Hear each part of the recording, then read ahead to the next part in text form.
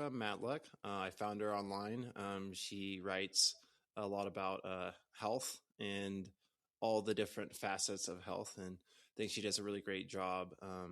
We were talking about before the podcast about how it's difficult to find people and hard to put all the different areas of health together and how to make sense. And so I think Erica does a good job of trying to make sense of all that. And so I'm really excited to have her on. So thank you for coming on. Thanks for having me. Yeah, awesome. So do you want to kind of start with telling kind of who you are, what you do, and also your story of how you got to where you are now? Sure. So the story is really long. So let's see what comes up The today. Spark Notes. The Cliff Notes. Mm. My name's Erica Matluck. I'm a doctor of naturopathic medicine. I also have a master's in nursing. Prior to doing medical training, I was a Reiki master, a massage therapist, and a yogi, and danced a little bit more in what I used to call the woo woo realms or the New Age realms. And I think the bulk of my story is it's one where I've always been a seeker, and different events in my life have opened doors toward sort of different facets of self exploration through the lens of health. And it's taken me down all these different directions. Like, for example, it really kind of started when I was a young girl and my mother died of lung cancer. And it sort of opened this door to the spiritual world for me very young, because right after watching sort of what appeared to be failed conventional medical treatment, I had to develop a relationship with my mother on the other side, beyond form. And that planted some seeds that really did not blossom for many, many years. But what ended up happening is, from that experience, I was both driven to do pre-med studies as an undergrad, but also very curious about other ways to heal. So I majored in anthropology. I was focused on the intersection of health and culture, with the idea that, like, maybe as a graduate student, I would go down to some corner of the earth and study with an indigenous tradition about, how they heal. Funny enough, that did end up happening much, much, much later in life. And I ended up finding naturopathic medicine, which philosophically really fit my beliefs. I'm a very analytical person. I really like understanding how things work. And you sort of get to know that when I walk you through my frameworks and talk a lot about how it all works. That's this analytical part of my brain that always wants to understand. But from a very young age, I really was connected to the unseen, right? To this idea that I was really forced to have a relationship with the person who mattered most, even though she had left her body. And there was something very, very foundational in that imprinted sort of on the way that I saw everything. And it took me many, many years of, like, I'm studying and practicing yoga, and then I'm studying and practicing energy work, and I'm studying and practicing naturopathic medicine, and then going to nursing school and seeing how it all works here. And I want to say one day it all sort of clicked, but that feels a little misleading, because it was like over 20 years of practice. All of a sudden, I started seeing how things fit together. And when that started happening, I was practicing in a very conventional medical environment. So I was seeing about 50 to 60 patients a week in a primary care setting at that point.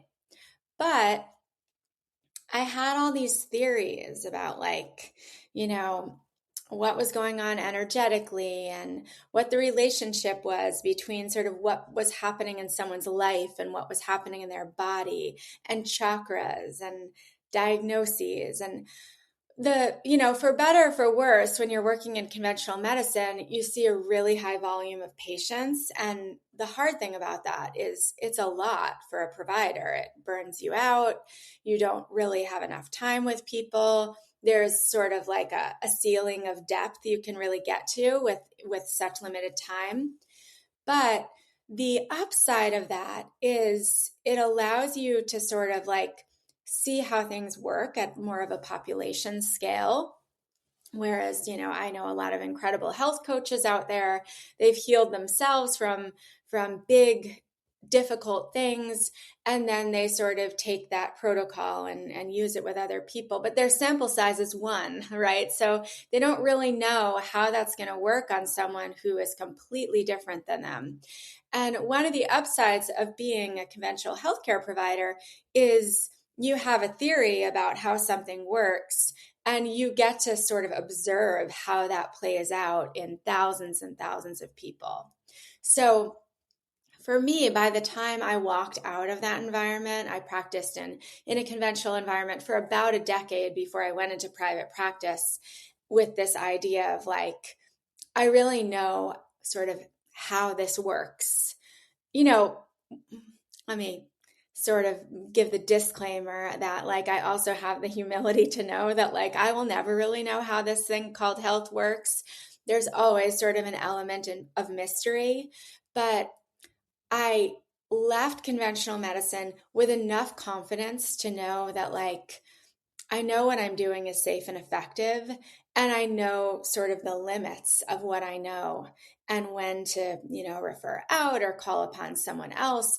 And when, it's more of sort of this like shamanic style journey of walking through the unknown together.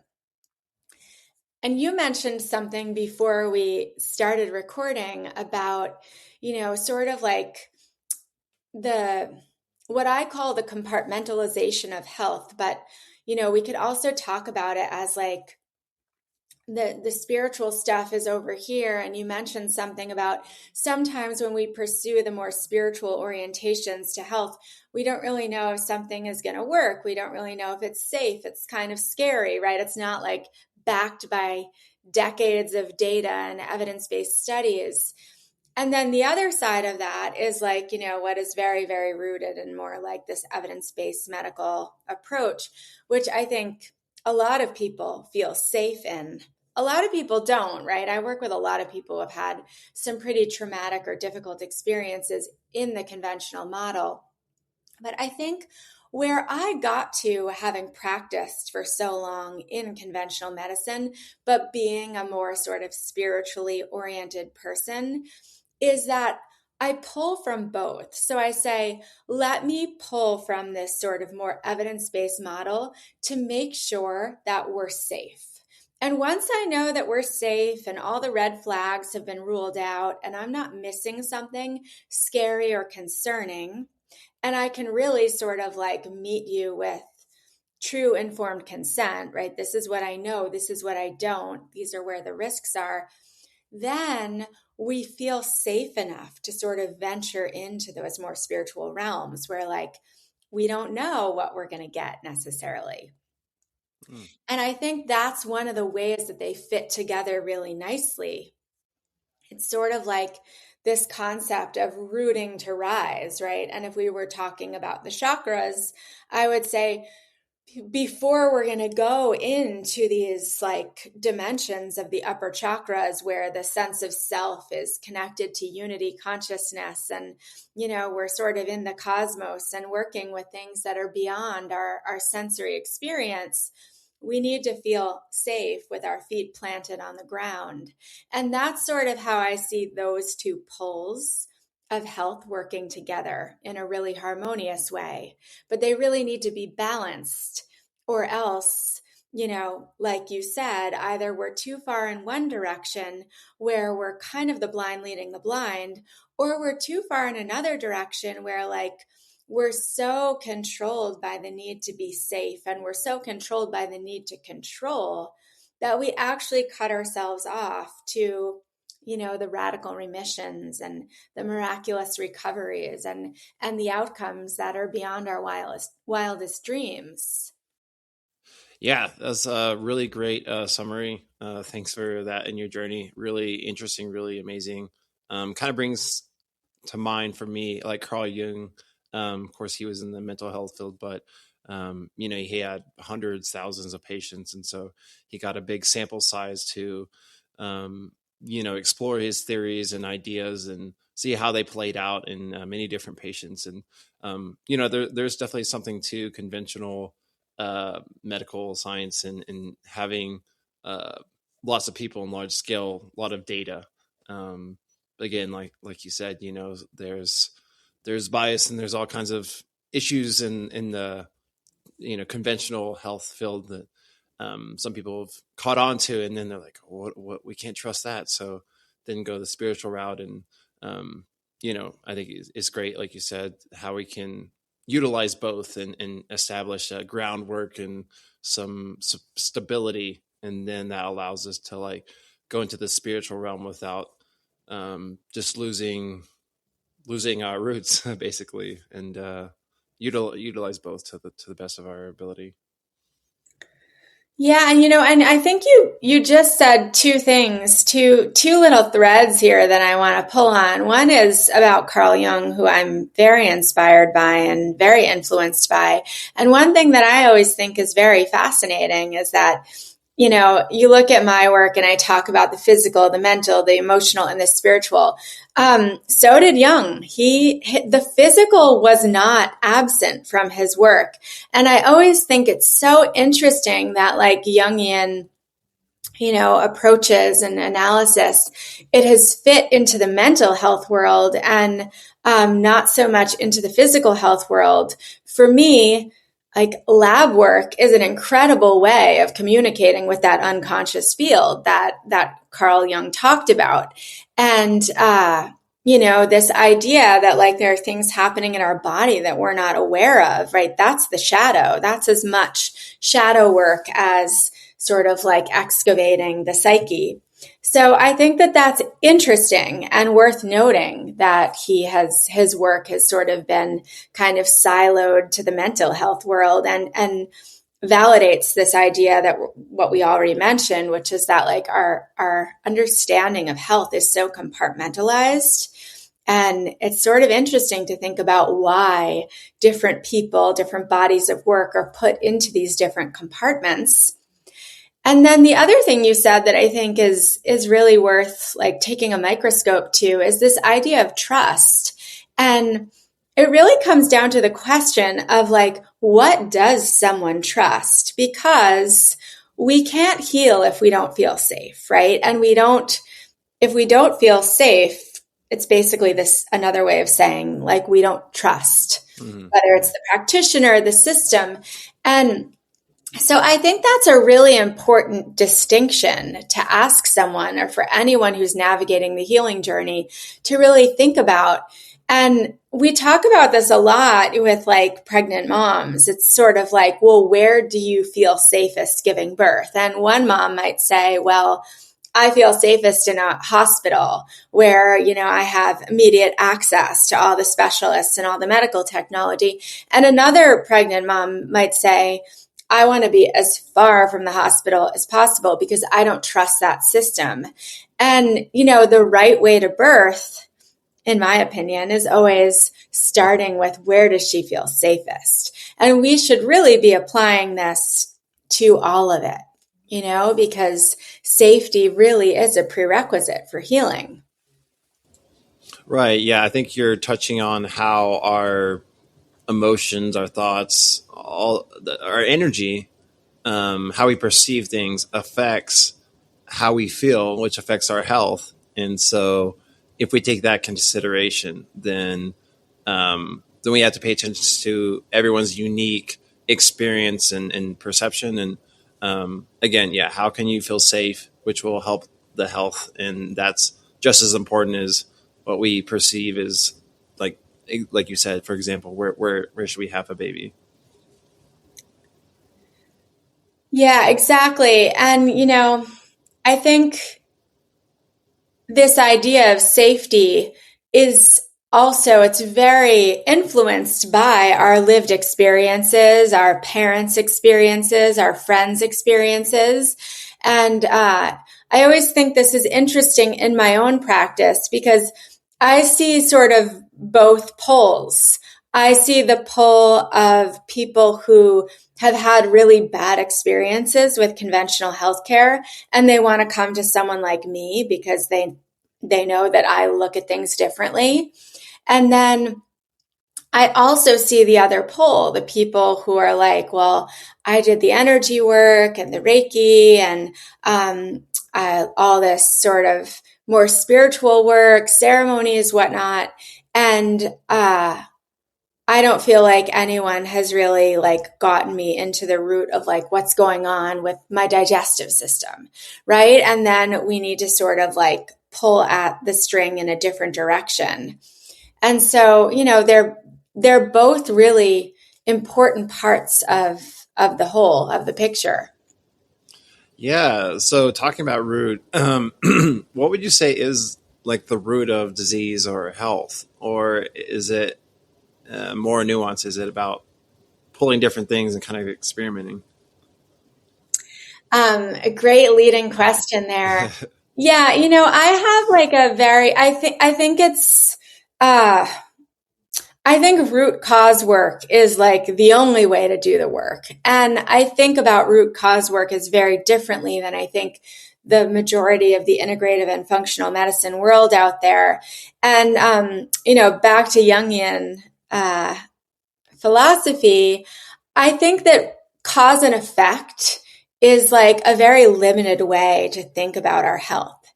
And it's one way and it is a piece of the puzzle, right? So, for example, I was exposed to a parasite in Mexico and now I have digestive complaints, and therefore the parasite is the cause of my digestive issues.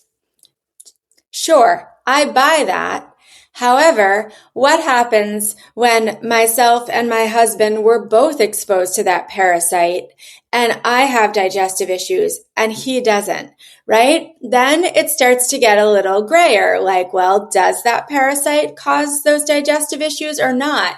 And when you work in integrative and functional medicine for long enough, this comes up a lot. I mean, I've worked with families where on stool testing, they all have the same potentially pathogenic organism, right? The CDC calls it non-pathogenic, a normal, organism in the gut, but two members of the family are having severe symptoms. And when we kill this, organism, their symptoms go away, right? So you start to have to ask the bigger questions.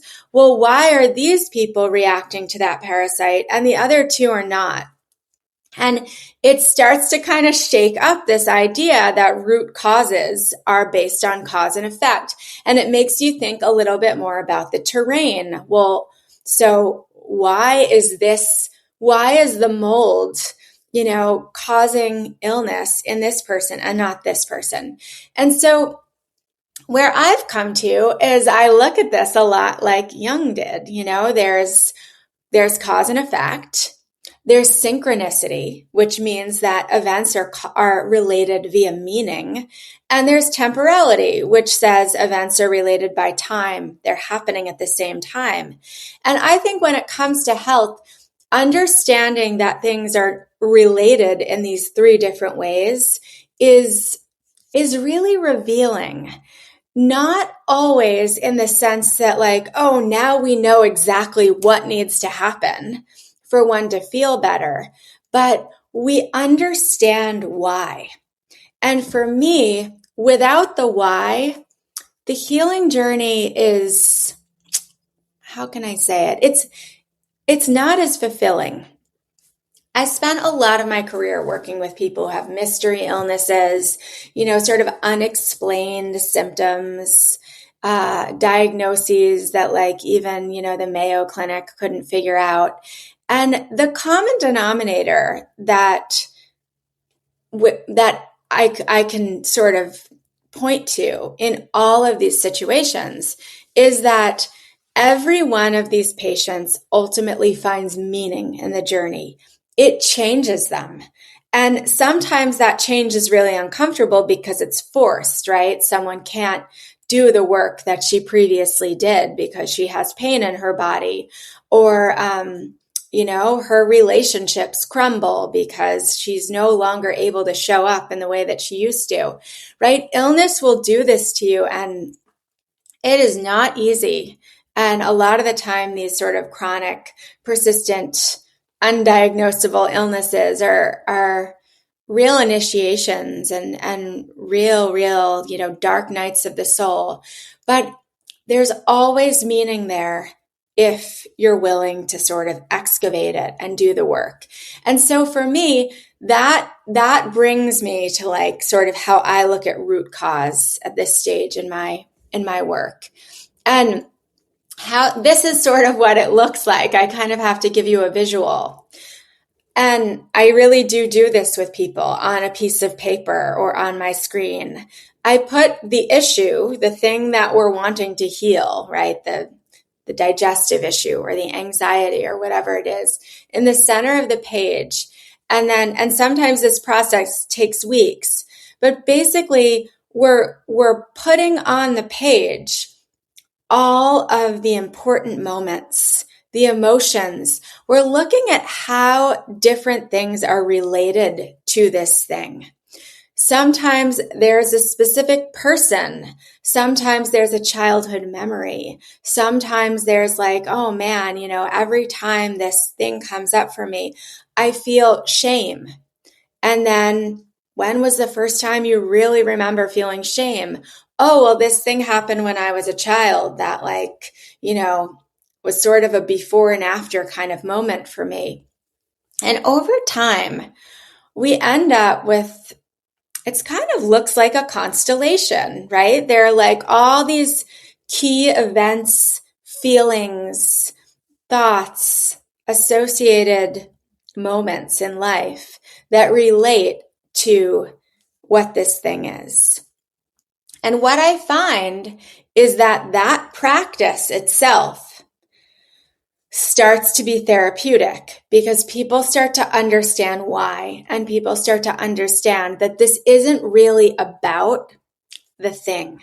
It's not really about just making the symptom go away. It's about integrating and healing all of these unprocessed emotions, all of these memories that really haven't been sort of reconciled, all of these parts of oneself that, maybe haven't been fully integrated into the psyche.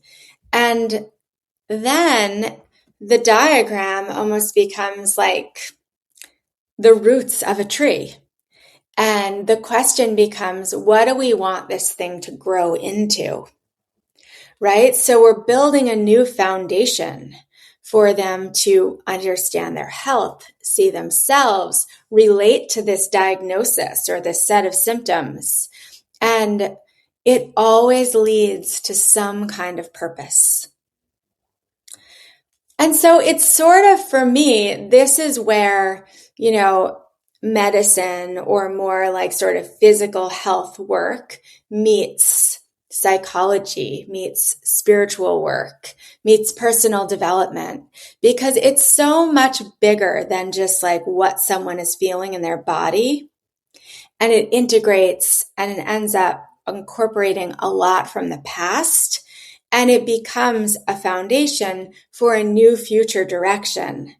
And that is where, for me, healing and root cause work, it becomes the most profound, meaningful work of one's life.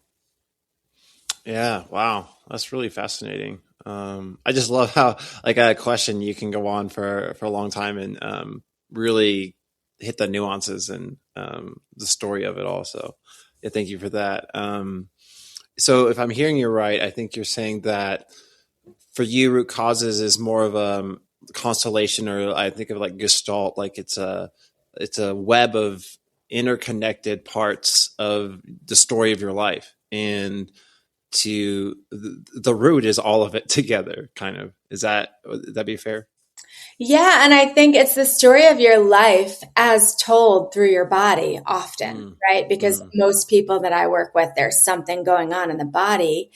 And, you know, like to me, this makes so much sense because when we look at like the roots of a tree, it's a system, right? It's not like it's one root. mm, And yet, when people talk about root cause, there's this idea that it's some singular thing, that when we can get to that one thing, everything changes. But, just like everything in medicine, it's such an oversimplification. At some point, someone thought that, like, illness could just be cured with a pill and then you just move on. And we all know that it's so much more complex than that now. And yet, that sort of paradigm or that way of thinking, or even that drive to like oversimplify our health so it can fit into a box that we can control and understand. Like, I totally get why that's there, but you just see that happening everywhere. And I think we see it with this sort of more conventional root cause movement. Um, Whereas, the truth of the matter is roots are systemic and mm, it takes a whole system of roots to be able to like really grow into, a tall, healthy, full tree. And we're no different.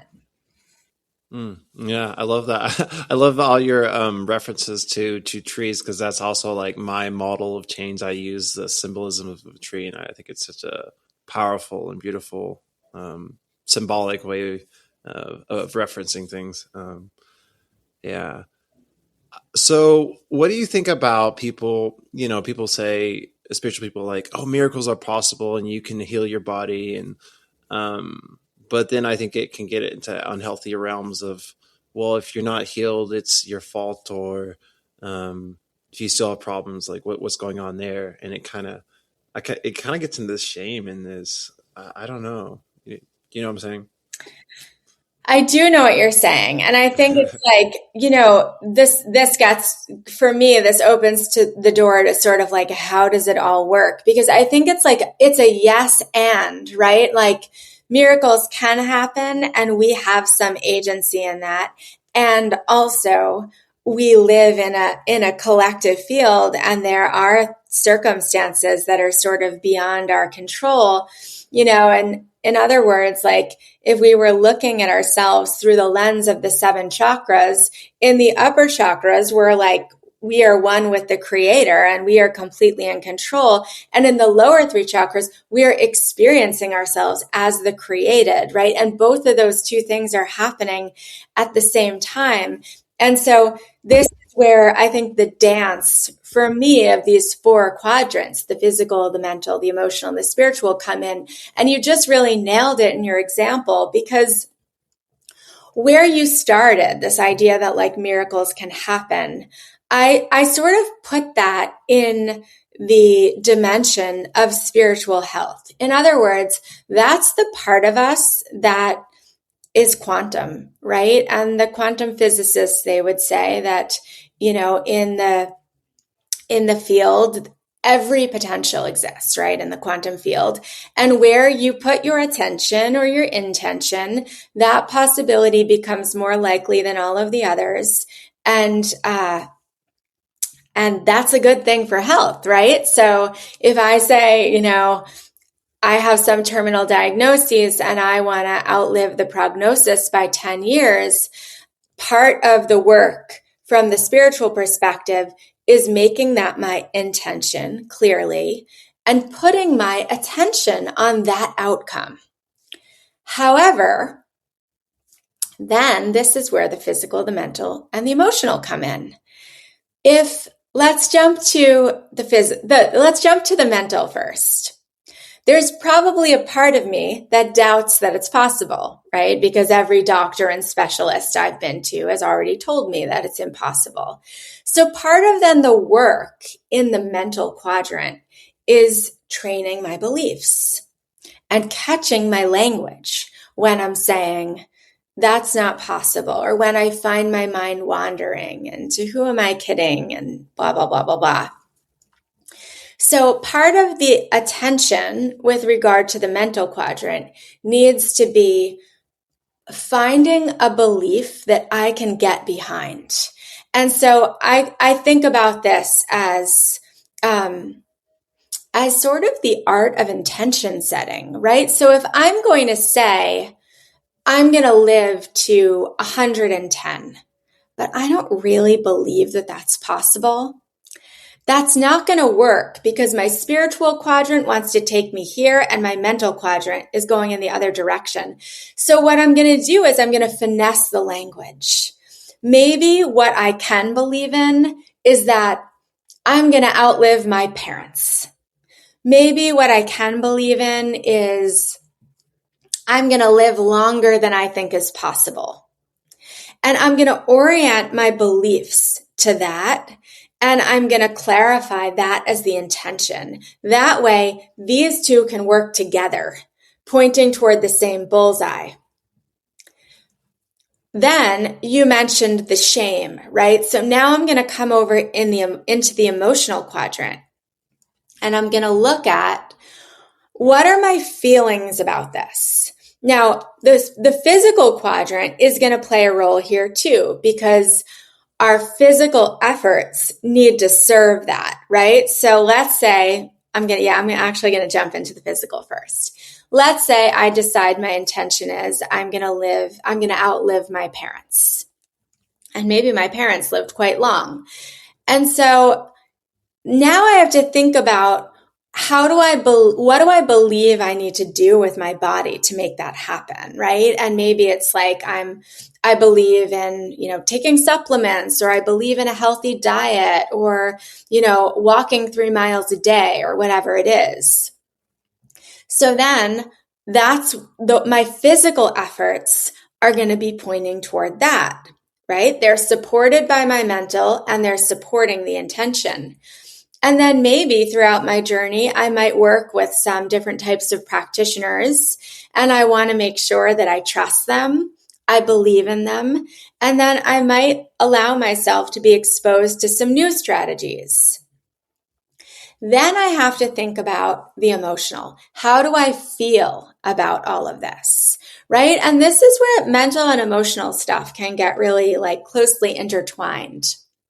I work with a lot of people that take medications, but they don't want to take medications.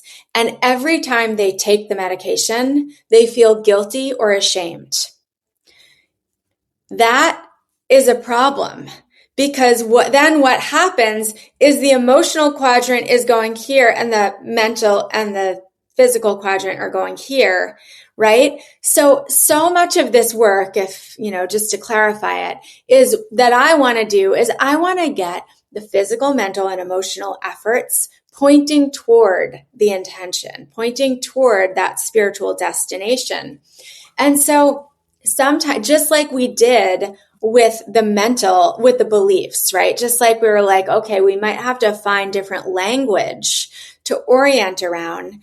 With the emotional, we have to find what can actually generate gratitude, appreciation, safety, emotions of the heart. And so, for example, if we're working with a practitioner who says, oh, okay, you want to outlive your parents? I have the strategy. You have to take these 10 supplements a day for the next 10 years. I'm using that example because I'm not a supplement taker. That makes me cringe a little bit and shut down. And so if that were me, that's not, I can't really get my emotional quadrant on board with that. So then it becomes another sort of navigation of, okay, what do I need to feel good about this, to feel safe, to feel appreciative, to feel really on board?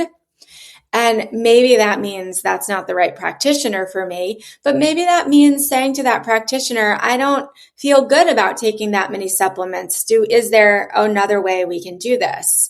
And maybe they're like, okay, well, how do you feel about taking 2 things a day? And then we sort of narrow it down. But ultimately, the process is figuring out what is an intention that like I can really align my physical, mental, and emotional efforts to support in a way that really moves the needle. And your first question to me was like, tell me your story and how you got here. And then of course I like went on some tangent, but really how I got here was through seeing while working in conventional medicine, how this gets people stuck. Because a lot of the time, integrative medicine in this day and age or holistic health means working with a lot of different types of practitioners. And what often happens is the person who is working with you on the physical stuff is taking you over here. And the person who's working on the mental or the emotional stuff is taking you somewhere else. And then, if we're lucky these days, we've got someone working with us on the spiritual stuff and they're taking us in another direction. And then you, the common denominator of all the work, get stuck because you're you're the object of the tug of war, right? And that's not like anyone's intention. Everyone means well. It's just like the efforts of this whole you are not really coordinated. Yeah, that's really interesting. A lot to ponder there. But yeah, I definitely see the traditional medical, field is about specializing and not seeing the whole, and so you can get pulled in all types of ways. Um, what are your thoughts about? Do you think that like your higher self or God or whatever you want to call it, sometimes has a different plan for you than what you thought, and maybe even you know if we're being honest, we are in physical bodies, and because of that, in this physical plane, we are limited in certain ways, and so um, sometimes I think we can get too stuck in the eternal or perfect perspective, and maybe part of the plan for our life is to be limited in certain ways or even have certain health problems, quote unquote problems. Yeah, one of the first things that came up for me when I was just listening to you say that is sort of like this tug of war between structure and freedom. And I think a lot of the time in spiritual or kind of holistic settings, it feels like these two things are at odds. And I don't see them that way. I see us as all of it. And I understand that like it can be hard to be all of it at once, right? Because I can be, and I'm using my hands as if it's chakras just because like I feel like the chakra system is such a great map for understanding this. But we did incarnate into these bodies and we came here to experience ourselves through the limitations of the body. And there's a lot of pain and suffering down here in these bodies. And so if we can climb up and remember that there is a part of me that has a plan that I can't see, that I can't remember here in this body, that I'm like not always fully connected to, I can find some peace in the moments of suffering and challenge and pain. And I think that's what it's about, and if we're talking about this through the lens of the chakras, it's like this is the heart chakra, the bridge between this sort of separate victim self, right? The created and the part of the self that is connected to the quantum, the unity conscious God consciousness, God, whatever you want to call it. But the heart, this is where we get to be both, right? And if we spend too much time below the heart, life is really hard, and human suffering can be really unbearable. And if we spend too much time above the heart, we're spiritually bypassing the whole thing, right? Like you said, we came here to experience ourselves through these bodies, and there are limitations that come with that. But when we can find that sweet spot where when the suffering gets too heavy, too much to bear, we can remember our intuition, our connection, God, whatever this great intelligence is that can see something that we can't, then we come up for a breath of fresh air. And then when we're too much up there in those sort of spiritual realms, that we're dissociated from the body and we're disconnected from, our neighbors and our loved ones, we have to remember to come back down. And unfortunately, or fortunately, when we don't remember to come back down, the body does, and it gets sick.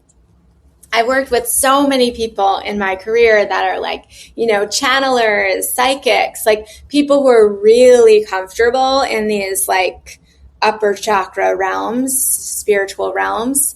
And, they're coming to me because they can't lose weight or they have pain in their bodies or, their digestion is a mess. And it's like, well, your body is trying to get your attention, right? To pull you back into this incarnate experience. So I really do think that like those things work well together. And if you look to spirituality, there's always a temple, right? There is always a place of worship where when we go to that place, that is sort of like the sacred center where we connect with spirit, God, source, whatever you want to call it.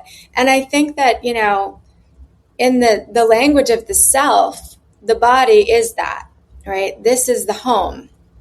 And we really need to tend to the temple and be able to use these bodies as a place to connect with, the unseen and the extrasensory realms. So, one other thing about that just, it's in my mind, so I'm just going to say it, is, a big part of my journey early on was yoga. And when you first come to yoga, I think it's like the asana, particularly in the West, that really gets people. And I was a gymnast as a kid, so I was pretty flexible, and I loved being the sort of bendy woman in the room who could do all the things. But like as I've gotten older, well, first of all, my body can't do those things anymore. But I've come to realize that like, someone like my father who can hardly touch his toes, he has to work much less hard to get the same sort of depth and fulfillment of experience in his body as I used to. And I think there's a lot of wisdom in that, right? And in other words, like there was a time in life where or there's a time on the journey where spirituality means ascending to these great heights and having these big, wild breakthrough experiences, miracles and, the unexplainable, this and that. And I think as we mature on the journey and as we get older into these sort of aching bodies that are capable of less and less, we start to see that it's really about sort of the magic of the ordinary and slowing down. And for me, becoming a parent really, really opened my sort of embodied understanding of this, because having children, it really slows you down and it forces you to see things in through their eyes, really. And sort of understand that loop of, early in life, it's very spiritual. You're very connected to that source. You're not yet fully cognitive and rational. And then we head back there as we near the end of our life, at a certain age where our bodies are slowing us down and forcing us to just sort of remember how extraordinary life is. So, yeah. Yeah. it's all in the vehicle, right? Yeah, that's great. So I think really short summary, what I hear you saying is that it's not that we're gonna get better and better physically. We do uh, in the physical sense, decay and eventually pass on. But it's about remembering that paradox of the internal state and appreciating, alchemizing our experiences and slowing down, enjoying the little things. And, we can have that perfect peace, love, and joy internally while experiencing suffering externally. Yeah, and I think it can all be happening inside and outside too at the same time. And I think that um, we we have a lot of choice in how we want to meet any moment, right? And we mentioned these four quadrants, and before we pressed record, we were talking a little bit about like, you know, how do you use these four quadrants? And for me, so much of this journey is about being self aware enough to know when it serves you to sort of like bring your attention to one quadrant or another. We could say the same thing about the chakras, right? Like when my best friend is grieving and in pain, I don't want to shoot up into the spiritual and start talking to her about like the meaning it's going to, you know, the meaning that's going to unfold in 10 years' time. I want to be present with her. I want to cry with her. I want to like, get into the emotional quadrant and like show up for her with presence, right? Or maybe that's the physical quadrant, depending upon the circumstances.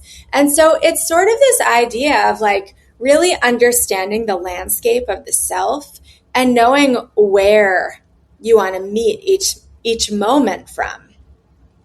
There are times when like we're suffering mentally and emotionally, and we could say, oh well, doing something that feels really good in my body is a great way to get a little bit of relief right now. And or maybe doing something that like really helps me remember who I am spiritually is a great breath of fresh air.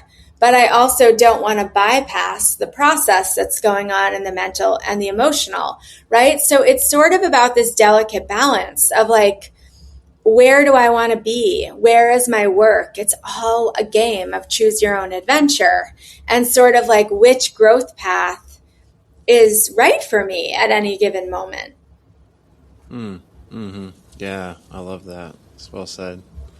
Um, what do you think about spiritual people a lot of times talk about sovereignty, and I think you're touching on that is what quadrant do I focus on, and how do we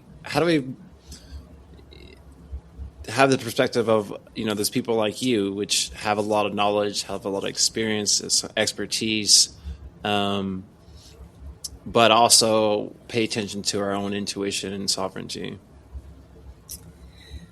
If I'm being really honest, I think we're in a really challenging moment for this right now. And I partially just because, social media has basically given everyone a microphone. Mm, And it's really hard to know who is trustworthy and who to listen to and what resonates. And sometimes there's so much noise. And we're all so busy in this world that we can't really slow down enough to like remember, what is true. I think that this is the challenge of the moment for, our generation. And where I think it's going is that we are all being forced to learn to discern. Comes back to the very first topic we talked about.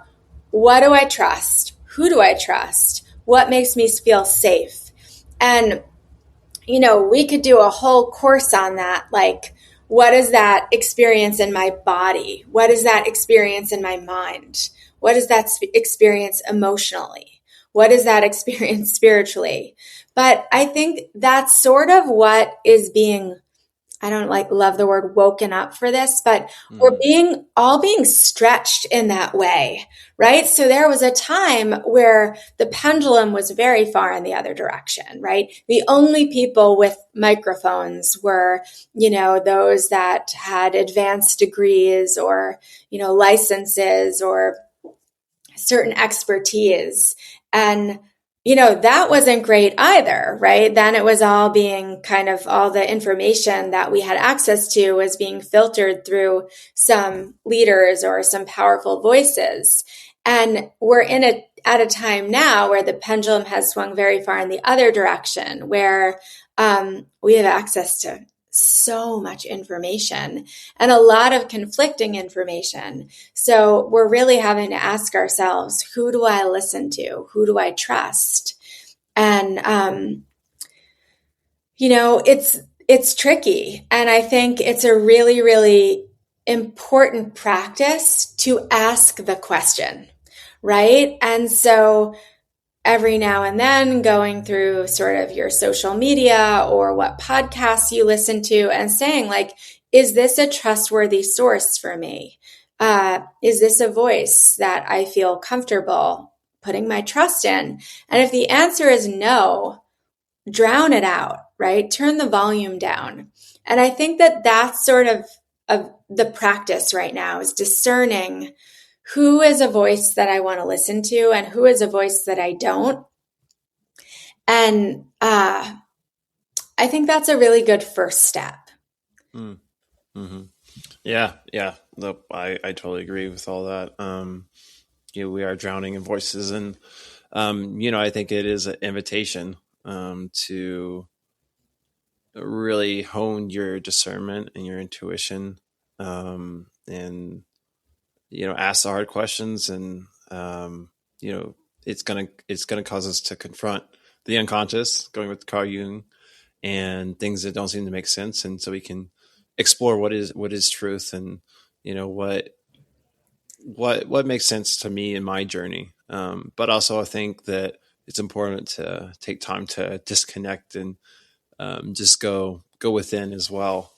So just trying to balance, as difficult as that is, as best we can in this time. Yeah, and I think that term balance is a really important one here too, because uh, there's like the intuitive part, right? Which this is an invitation to practice discernment, to listen to our intuition. And it's also an important time to like go back to that sort of like conventional medical model where it's like, what are the potential risks and benefits of this, right? So, if I listen to this person and, take these supplements that they're selling me, what are the risks of that? And what are the potential benefits? And is that like a cost that feels Mm, favorable to me? hmm, hmm, Right. And this is sort of where that balance of like, we talked about it as sort of like the medical and the spiritual comes in. But as long as you feel safe, there's really not a ton of harm in experimentation. Where I feel like we're on dangerous ground is when we don't feel safe, right? So when it comes to that sort of discernment, I think a really important question for people to ask is, what makes me feel safe? Does it make me mm, feel safe that, this person has worked with thousands of people or that they have this credential or that they have however many followers or that a friend recommended them? Like, what actually helps me trust someone?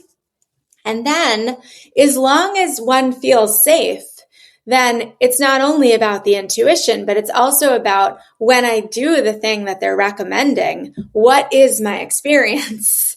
And holding ourselves like a little bit accountable to that. I feel like I spent a lot of my career working with people who walked into my office carrying bags of supplements that a functional medicine doctor had recommended. And then when I say, are they working? Do you feel better? What are they doing?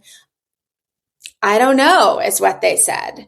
Right. And so I think a really good practice is like, okay, if I'm listening to this, podcast and they're recommending that I start putting tape over my mouth at night, then and I want to try it. It's like, okay, well, I can't come up with a whole lot of harm in that. I feel safe doing it.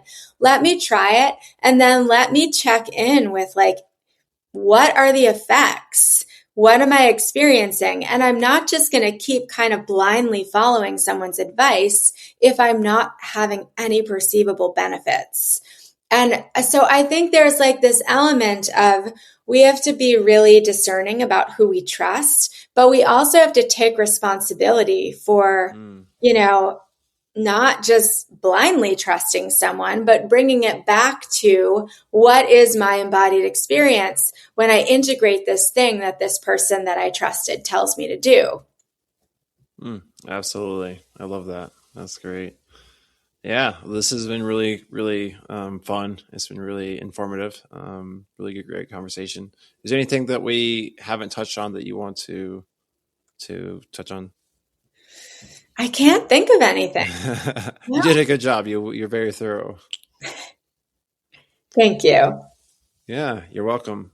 So, where can people find you? And yeah. People can find me on my website, and which is experience7senses.com, all written out.